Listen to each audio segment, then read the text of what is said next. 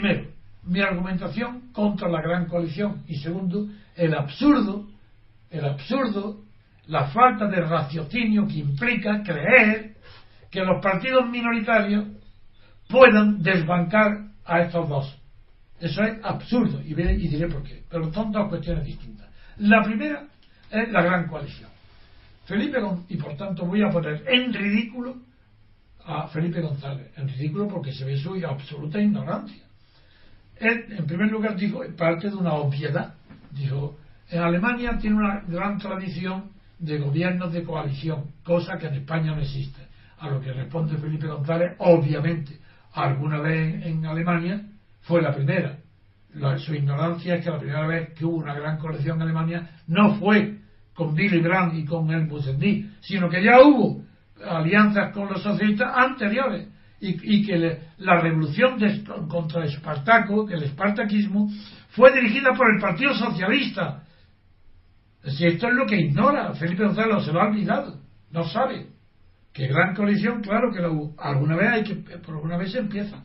En España todavía no ha habido necesidad, ni la habrá por de pronto, de que se forme una gran coalición. Pero la razón es muy sencilla, es evidente. Pero ¿cómo va a haber en España una gran coalición si en España ha inventado no una gran coalición, sino la coalición universal? ¿Cómo se llama esa coalición universal? ¿Existe en España? Por supuesto. Unos muy modestos terminaron por llamarle bloque constitucional cuando el apogeo del terrorismo vasco. Entonces, para excluir a los partidos vascos que no estaban excluyeron de esa coalición gubernamental a todo el que no estuviera en el bloque constitucional. Pero antes de eso, desde el primer día hasta ahora, hasta hace unos meses, hasta antes de ayer, en España no puede haber gran coalición porque hay gran consenso. Y el consenso es infinitamente superior a toda coalición. Es la gran coalición porque es el consenso universal. ¿Qué diferencia hay? Pues figuraros si es la diferencia que hay. Para que haya una gran coalición en Alemania hace falta un pacto expreso de voluntades de dos partidos adversarios o antagónicos o distintos o diferentes. Entonces se produce una gran coalición y como fruto de esa gran coalición el resultado es que al final los dos partidos se parecen, son iguales, y ese es el resultado de las grandes coaliciones, gobiernan juntos y terminan siendo iguales. Pero en España no hay necesidad de coalición ni grande ni pequeña ninguna, porque está el consenso, y el consenso no es un pacto entre dos voluntades. Amigos, esto es lo que no saben estos ignorantes, ni tampoco la periodista que hace las preguntas. El consenso no es un pacto entre dos voluntades distintas o opuestas, que al final se unen en un pacto. No. El consenso es la unión de dos inteligencias o de dos apreciaciones distintas del mundo. No, de dos apreciaciones idénticas del mundo, de la escala de valores. Se tiene consenso cuando se piensa igual del mundo, de la escala de valores, de la corrupción se piensa igual, que es maravilloso.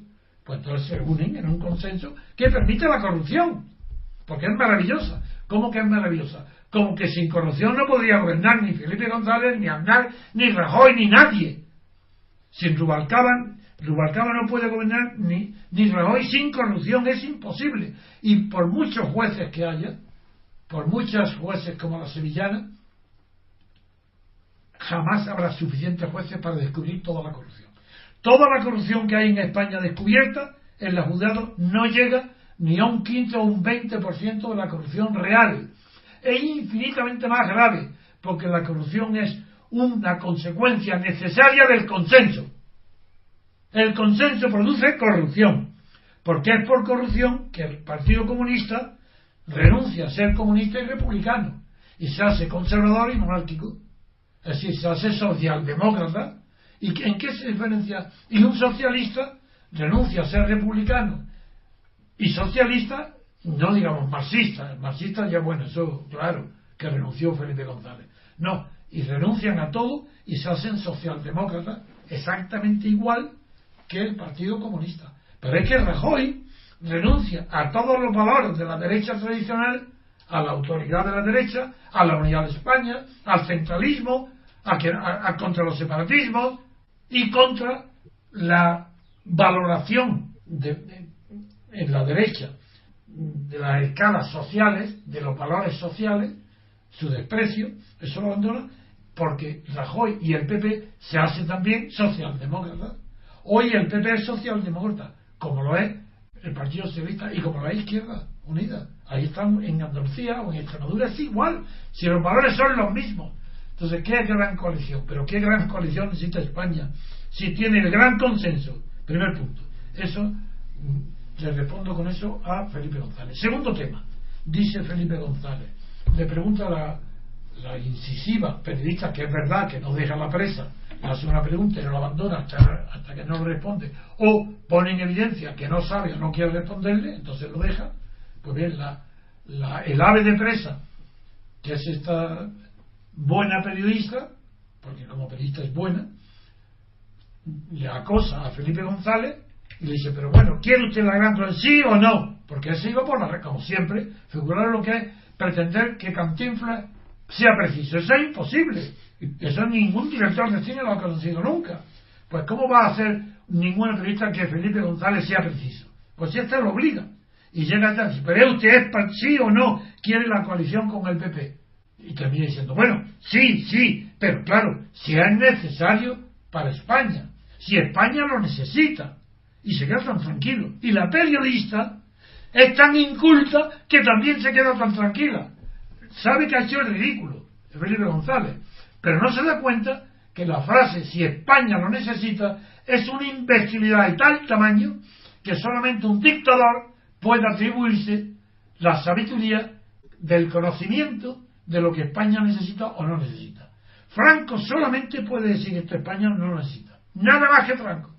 Pero si hay más de un partido, si además de la falange de Suárez existe el Partido Socialdemócrata de Felipe González, ya no se sabe lo que significa si España lo necesita. ¿Quién lo dice? ¿Y por qué lo dice? ¿Y cómo lo dice? ¿Y cómo lo sabe? Ah, porque se unen. Entonces estamos en un círculo vicioso. Si se une el PP y el Partido Socialista porque España lo necesita, han respondido con un círculo vicioso a la cuestión planteada por Felipe González. Es decir, Felipe González dice, sí, quiero gran coalición si España lo necesita. Entonces, ¿quién lo dice? Pues si se une socialismo y Rubalcaba y Rajoy, dicen los dos, España lo necesita, y esa está la respuesta. El círculo vicioso, la imbecilidad de Felipe González, su falta de inteligencia y su exceso de verbalismo y de postura y de expresiones ridículas, porque no sé, y decir tantas veces por tanto, cuando no hay nada que sea por consiguiente. Por consiguiente era una frase. No es importante, por consiguiente y en consecuencia. Pues nada, no hay relación nunca causal en las palabras de Felipe González. Se unen por azar, como un charlatán de feria, como un Cantinflas. Entonces, claro, ha sido el ridículo ante cualquier persona inteligente. Pero los seguidores suyos dicen, qué pico de oro, hay que ver cómo habla. Claro, si no dice nada. Pues eso con eso. Pero no solo el razonamiento de Felipe González esconde esa falsedad, si España lo, sino que contiene un razonamiento que lo hacen suyo los partidos minoritarios y los defensores, por ejemplo, Rosa Díaz o Izquierda Unida o el Vox o los Ciudadanos o el juez, que es a lo que voy, hizo argumentos muy difíciles de entender porque se expresa de una manera muy abstracta y obtusa, no obtusa, porque no es inteligente, pero se entiende mal lo que dice porque se expresa con demasiada abstracción. Pero en fin, lo que dijo más o menos también es que que ha llegado el momento de la verdad. Y eso es lo que repetía la fiel seguidora segunda, como una papagayo, un papanatas, repetía al pie de lo mismo. Sí, y llegó a decir, esta entrevista de hoy en la radio será histórica, porque dentro de unos años, yo creo que se hablaría dentro de 1000 años, se dirá, un día hubo una radio, figúrate la emoción del director de la emisora. Decía, ¿por qué? Porque había predicho esa radio que los minoritarios, que no tenían nadie, un día levantaron la bandera de que había que votar a los minoritarios para que los minoritarios pudieran perseguir como si fueran jueces a todos los corruptos en España. Ese es el argumento.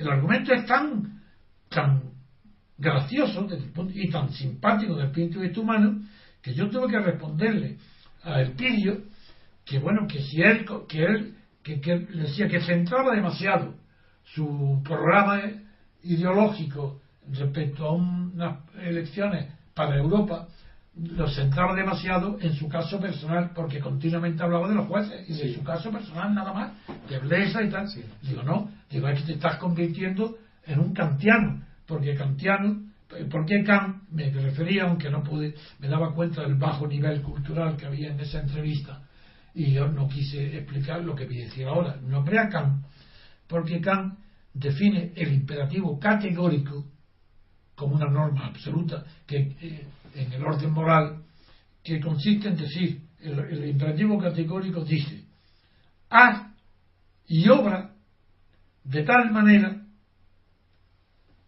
que tu conducta pueda servir de ejemplo universal. Es decir, obra de tal manera como si tu conducta fuera ley para los demás. Ese es el imperativo categórico, que implica, desde luego, un nivel de moralidad extraordinario, pero también, a su vez, dado el tiempo en que Kant se manifiesta, un nivel de moralidad burguesa. Así, porque ahí, claro, el imperativo categórico entonces no se concebía que pudiera ser ni siquiera digerido. Sí, por un anarquista sí, pero por una persona no politizada, o por un campesino, o tal, un analfabeto no. Pero bien, esto no lo entiende. Y Elpidio me dijo, no soy kantiano. A lo cual, claro, dije, ya se nota, claro, que no es kantiano, pues qué pena que no lo seas. En cambio, sí que le dije, recordando que Centeno me había hablado, como si fuese algo muy bueno, la frase de Platón, diciendo que los hombres buenos sufren el daño, el castigo de tener que soportar el gobierno de los hombres malos porque no participan en las elecciones. Y yo le dije, mira, Platón es un filósofo genial, un poeta genial, un escritor genial, no dije esas palabras pero con resumen, pero como hombre de acción, como hombre práctico, una calamidad total. Él quiso defender al tirano de Siracusa y tuvo que salir por piernas porque lo mataban, de allí lo mataban. No calculaba ni sabía los riesgos en lo que hacía. Y en la muerte de Sócrates, su argumento es de una pobreza intelectual y moral absoluta. La obligación de Sócrates no era matarse bebiendo la Cicuta. Si estaba convencido que la sentencia como estaba era injusta, porque él no había corrompido a la juventud, lo que tenía que hacer es conservar la vida para seguir la lucha y modificar las leyes. Y el argumento de Sócrates, que Platón defiende, es decir, Sócrates bebe la cicuta, dice, porque si yo siempre he defendido a las leyes, no ahora porque me condenan a muerte, voy a atacarlas. Pero hombre, pues si estamos partiendo de que tú considerabas que el juicio que está contra la muerte era injusto, ¿por qué tienes que confundir la justicia con la legalidad? Eso no es propio de una persona inteligente. Y sin embargo, sí era propio de Platón, porque en el mundo de las ideas, sí, ese mundo que cree que existen, no la realidad, sino que toda la realidad esta con la que vemos, nos tropezamos, nos caemos y nos morimos, esa realidad es un pobre reflejo de la verdadera realidad, que es las ideas. Que lo que existe de verdad son las ideas. Que un árbol, yo puse otro ejemplo, un árbol, no los árboles, ni este, ni aquel, ni aquel, sino el árbol existe. Y lo que vemos nosotros y creemos que, es un árbol, es el reflejo que nos manda, y decimos, ese es un árbol.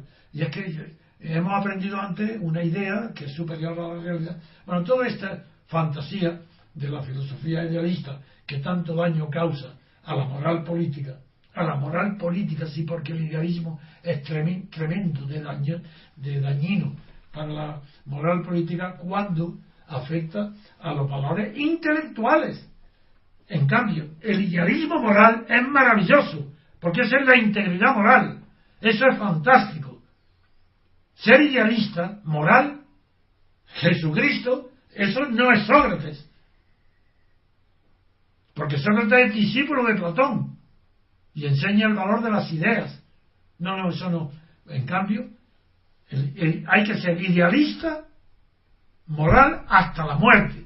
No admitir un solo fallo en tus valores morales, en los valores morales universales. Lealtad a la palabra dada, fidelidad a la verdad, aprendida por la ciencia y por los sentidos y por el compromiso, el honor. Esos son valores universales, hay que vivir y morir para ellos.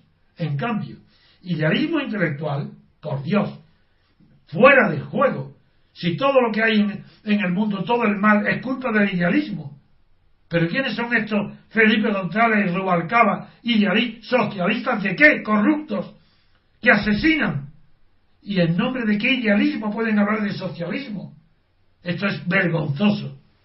Pues quiero decir que en esa intervención en la radio pude criticar, pero muy poco, porque me di cuenta que el nivel intelectual era muy bajo y ya no tenía interés. Y aunque es verdad que yo tenía muy buena impresión del teniente coronel Diego Camacho, sin embargo me decepcionó, porque también él me dijo, no sé por qué razón, que pensaba votar.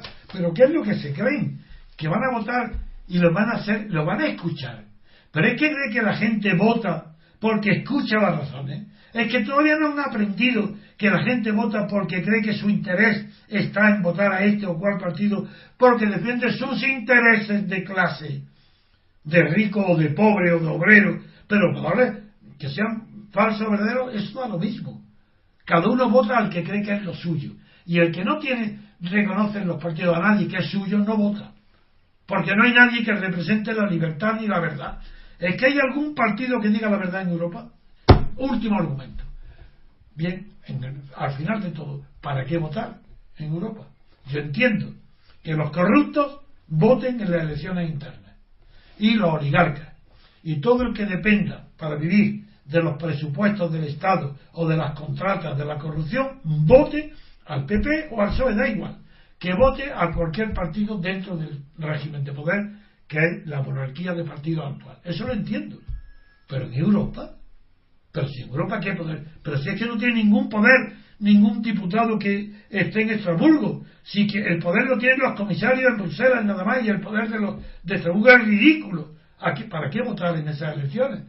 Es que ni siquiera lo entiendo, porque comprendo que no se vote a quien no nos representa en España.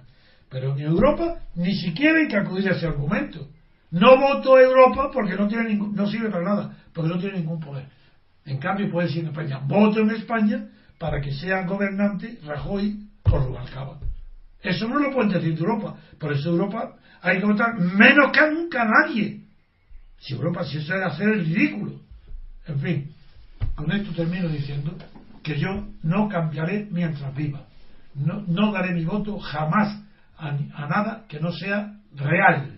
Y no es real votar a quien no representa al que ha votado. Si yo votaría todavía a quien me represente, aunque sea para engañar a otro, pues bueno, todavía diría, hombre, por lo menos me representa. No, señor. Es que si tú votas a cualquiera de listas de partido, ese de esa lista no representa jamás a los que votan. Representa exclusivamente a los jefes de partido que los han puesto en la lista. Punto.